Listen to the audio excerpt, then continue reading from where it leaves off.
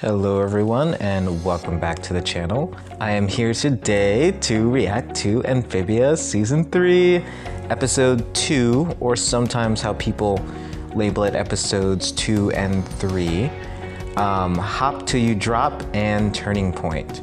I'm really excited, mostly just because it's Amphibia, not even because I know anything about these episodes, because I don't. I haven't looked at the descriptions or anything like that.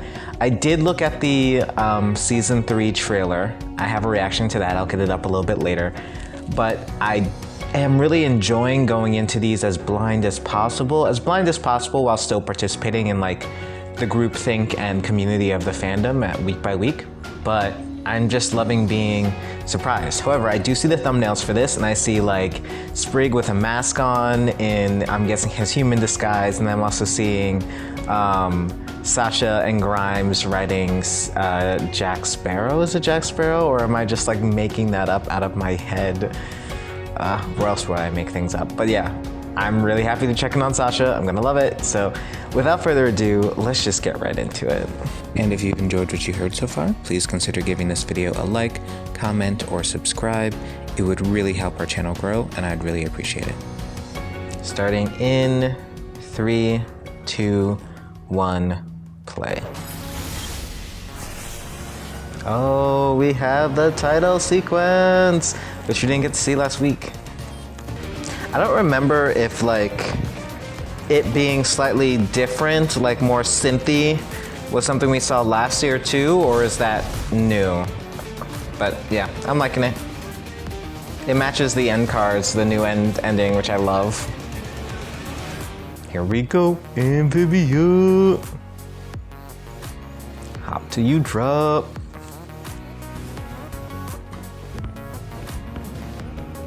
Oh, they're human sizes.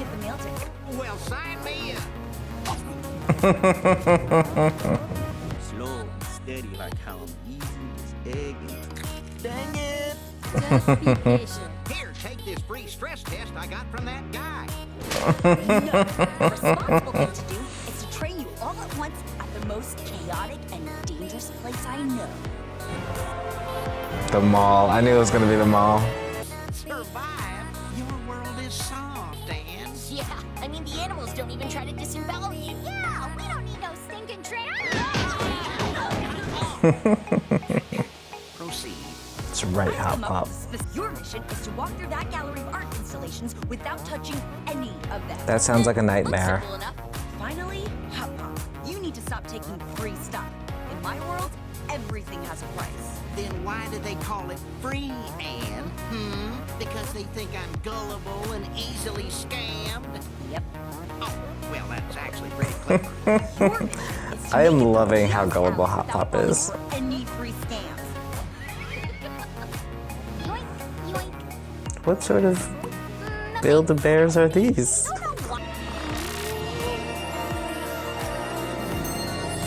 Oh no, he can't resist. You there? You want to regrow that hair? I know.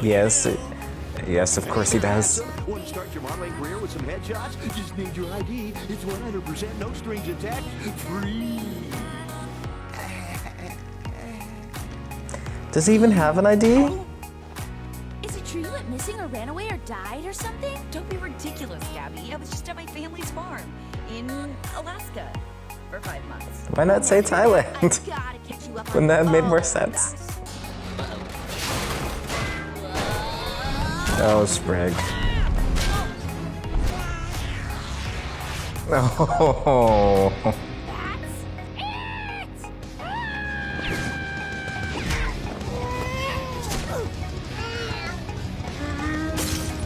Can't fight! Thousands of coppers just there for the taking. Oh, he can't do it. He can't do it. I think his feet were going in the wrong direction.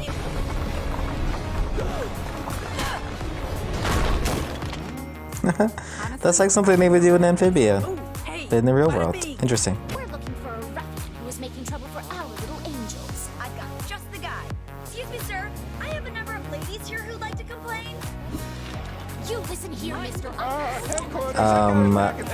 No offense or anything, but like mothers of color probably wouldn't do this as much, especially like black mom wouldn't go to a cop adjacent person. It's a privilege ish right there. Well, guess we failed our trials. I always find something. There were so many moments that I just like resisted saying stuff. I always gotta find something to comment on. Don't feel too bad. Yeah, remember when she was looking at her phone and walked right into that pool of quicksand? That quicksand reminds me of Adora. Thanks, guys. I had no idea, and I'll try to do better about easing you into this place. Oh. I think we need to get Hop Pop to a shower. Oh, yes, please. My skin is burning. Turning point, Sasha. Marcy! We didn't need to see that again. Marcy! What about you two? Are you with me? We're with you. Definitely with you. Good. Get her to a rejuvenation Definitely. tank and make it snappy. It's Joe Sparrow, right? Look up there, in the sky! Mortwood, I missed it. Oh, what a relief! Classic guy. Always looking out for us. Why, that's wonderful. Rest easy tonight, folks, because Aunt's best friend is here to watch over us. Aunt's best friend. Oh. Oh. Pop spin. Well, don't mind me. I'm gonna go sleep in the corner with the rest of the trash. You feel like trash? Where did this insight come from? Where am I? Of course this is my natural hair color. Rise and shine, I made work. Oh, is it not? Are we actually going to get like Look, I get you feel guilty. Asian Anne? Not Asian Anne. Asian Sasha? I wasn't sure about those two, Archie, but they turned out to be good eggs. Yoo-hoo! Oh no. Any friend of Anne's is a friend of mine. That's touching. Look, I gotta go. Yes, she's taught me many lessons, showing me the importance of honesty, being true to yourself, and meaning Are you all of forgetting that friendship. they like tried to throw you off a tower? You want another strawberry? Oh, look how cute he is. No, enough with the plans and the schemes. I'm done. What? But you love schemes. Lies, manipulation, backstabbing. It's like your thing. Since when have you cared? Since I saw the consequences. Listen, Lieutenant, whatever you're dealing with, you need to confront it. Go into that house, face what burns you, and when you've got your head back on straight, come join me. Please. This seems like a very drastic change for Sasha, but then again, she did see Marcy get stabbed, so maybe that's what's going on? I want to be someone better. Someone that deserves you. I know what I have to do. That deserves you. Wow, this is very loaded language. Whoa, Nelly! Shut up, Nellie. Oh, Nelly. Poor Nelly. Only one. That is a very big robot.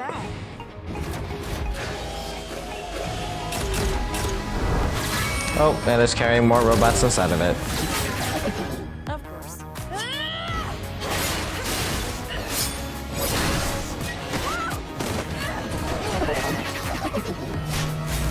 Maddie? Oh no.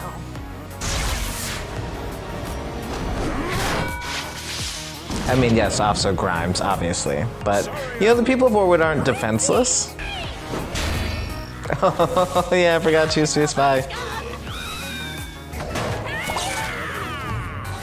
Yeah, Lago. We start fighting back. Yeah. Oh, I love this outro.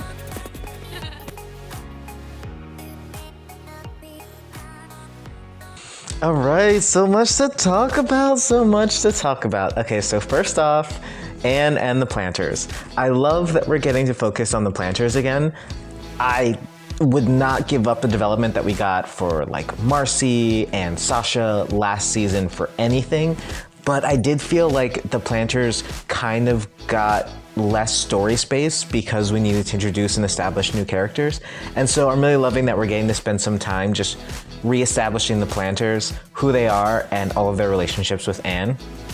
I love that they don't know how to act in the human world, and that, like, it could have been really simple to just say, yeah, the human world is not as dangerous as Amphibia. In some ways, like I was saying like last week, in some ways it seems more dangerous because the threat seems real just by placing it in a more realistic environment, like them doing their usual like jump around, try to fight things. I'm like, oh no, they might get hurt. But in other ways, you know, like there were giant herons that could eat you and Amphibia. And so I love that they're like, ugh, this world is easy. You guys don't have anything dangerous. There are no like animals trying to eat you. But they made a point of showing like what some of the dangers of our world can be. Now I think if they wanted to be real, they should have like had them almost get hit by cars, right? Because cars are a pretty dangerous thing in our world. But this whole idea of like there are people out there who are going to try to scam you. Now, because Hop Pop doesn't have a bank account, I'm like, why does that matter? He doesn't have an ID to steal, but all right. And then like Polly always getting into fights, and she seems, I don't know about anyone else, but she seems like a little bit older now. Like she's not the baby anymore. She's still the youngest one, obviously, and she's still Polly, but she doesn't seem like a baby anymore, which I kind of like. I'm not sure how they accomplished that subtle bit of characterization, but I liked it. And then Sprig just wanting to like touch everything and be hyperactive and just want to experience everything, and it's like, no, you have to be cautious when you're trying to experience things because you don't understand what any of this stuff is. And so I really appreciate that. I don't know if I like the idea of Anne as their parent, like a lot of these like parent analogies being made, but I do like the idea of like Anne being the one to protect them now that she's the one who has like the knowledge of the world. I like that. I just don't want to think of them as like, don't want to think of her as the parent, because I think that kind of disrupts the really wonderful relationship that they had going, where Hop Pop was definitely like the grandfather figure and had adopted Anne as a granddaughter. Like I don't want to lose that characterization and those character dynamics, especially because I really enjoyed Anne's age coding. I think this is one of the few shows where you actually see someone who is in high school / like a young teen, 14. I think she's supposed to be 14, who actually feels 14 in like the mistakes that she makes, but also in the responsibilities that she's able to uphold for herself and for her community. Like, I think it's really rare for a show to get teenagers right, because oftentimes either they're just like, you get it, like it's hard. It's a hard balance to strike. A lot of storytellers will write them a little bit too young, or what we more often see is a lot of storytellers will write them a little bit too old and really treat them as like 20-year-olds, like, because as adults, when you think back to your adolescence, you kind of remember the most recent part of it, which was like 19, 20, and you were trying to figure yourself out. And so I feel like a lot of storytellers will write teenagers, air quotes, as like young 20-year-olds. And this has that a little bit, like it has, like I think the dynamics, especially around Sasha, are actually a little bit too complex for a teenager. Not saying that teenagers can't have all these crazy, complex, emotional dynamics going on, but they're just not super aware of it. And it's like the difference between like fine detail versus broad strokes. Like, I think teenagers, even if they've had a really difficult time in life, they're still like, these experiences and these patterns are still broad strokes for the most part. Like, they haven't really crystallized into the finer details that you would see like in Sasha, where she's very manipulative in a very, I don't know the word other than detailed way, instead of kind of a little bit more brutish, as you would expect someone who's developing those manipulative tendencies, but is still a kid. So I think Sasha's a little bit age-coded up from the others, but Anne, I think, has always been like age coded really, really well. And so I don't want to see that go, I guess. So that's the one hesitance I have, is that by like telling this like overt story, like, oh, she's being a parent to the Planters, it's kind of messing up her age coding a little bit. And I want her to stay 14 because it's just so rare to see that stage of life represented well, where you see someone who is still very clearly a kid and still needs to be taken care of and still makes these really like mistakes, still makes a lot of mistakes that they need guidance in, but also has the ability to take responsibility for themselves and for others and to contribute to their community. And so, yeah. So I'm loving seeing the Planters in the human world. I like that Anne is very clearly someone who cares deeply and has developed the capacity to care and to take responsibility for others and to protect others. And that's reinforced as well in the second part of the episode. I want to back off a little bit from her taking on the parental role because I think she's still a kid and I would like to see her still age-coded as a kid. So yeah. And then we get into Sasha's half of the episode and oh man, I loved it. Okay, so I was a little worried that the turning point was going to be too abrupt, and I would argue that it's still a little abrupt for me. I think they could have gone more subtle with Sasha's change, but at the same time, she just saw her friend get stabbed, right? Like the stakes just became life and death, and we were reminded of that. Like, you know, I said like, oh, we need to see that again, but actually to be reminded like of seeing that from Sasha's point of view, and that really prompting her to want to change. I guess I would have liked it to be tied together a little bit stronger because she mentioned Anne a lot and not really Marcy, and I want to see like what's her reaction to Marcy. You know, it's not just her relationship with Anne that is prompting this change. It should also be her relationship with Marcy and what just happened with Marcy. I'm not sure why Marcy's role in her change was just downplayed and like not mentioned at all.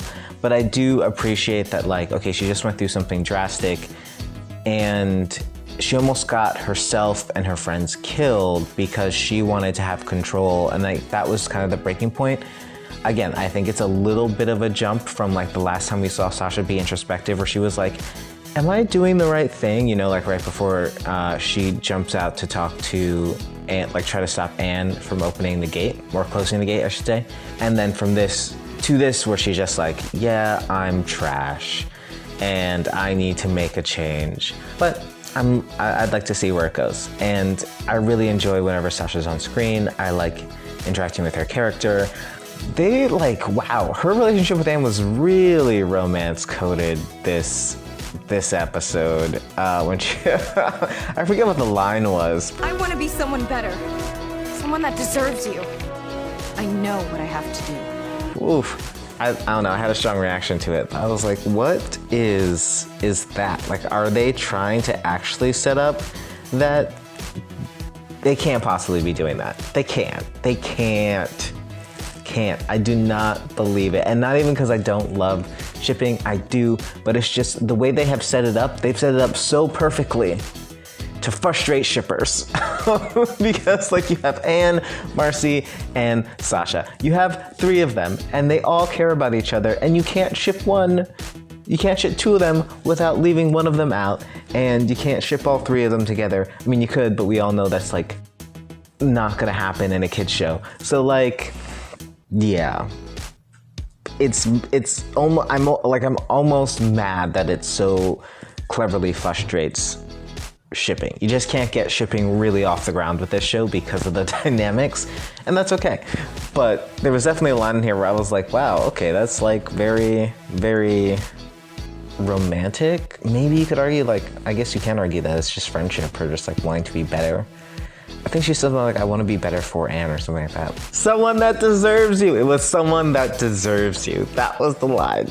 Okay, I'm gonna insert this in my previous one. Someone that deserves you. Okay, like, but I don't know. It's very strongly worded. And considering that like her VA is bi as well, I feel like you were putting a little bit of a bi. Like, I would not be surprised if her VA came out later and was like, yeah, I've always kind of headcanoned Sasha as like having feelings for Anne. You know, like that sort of thing where it's like the actor's kind of putting something in there that maybe it's not exactly where the show, as like the whole crew of the show and the writers of the show want to go with it, but just adding a little bit extra shading or possibilities. And if you want to read into it, you can. I wouldn't be surprised. But yeah, so like what's gonna happen now? They show off that Wortwood residents can fight, right? But like, how do you actually, I guess they're gonna form a rebellion against Andreas. But man, he has so many robots and they know exactly where they are. That's the problem, right? Like, Wortwood's just sitting there. It's a sitting target. So like, are all the inhabitants of Wortwood gonna run away and hide somewhere so that Andreas can't get to them so easily? Yeah, I'm wondering how realistic are we gonna go with our battle tactics here? But anyway, it looks like there's gonna be a rebellion in Wortwood. Cool, I am here for it. And yeah, I love this episode. Can't wait to see what happens next week. If you could give this video a like, comment, or subscribe, I'm definitely gonna, you'll hear the outro, which I record and I put every video, but also I am still building this channel, so would love to spend more time talking with the fandom and talking about like shows that I love, and not just doing reactions. I think I want to get a little bit into creative writing lessons as well. So any support for the channel would definitely help. And yeah, all right, so now I'll play the outro. Hey everyone, I hope you enjoyed this reaction and breakdown, and I look forward to seeing you all in the next one. Please give the video a like, comment, share with your friends, help my channel grow. I would love to do more of these and just share my thoughts on more stories with you. So I'll see you in the next one. Peace.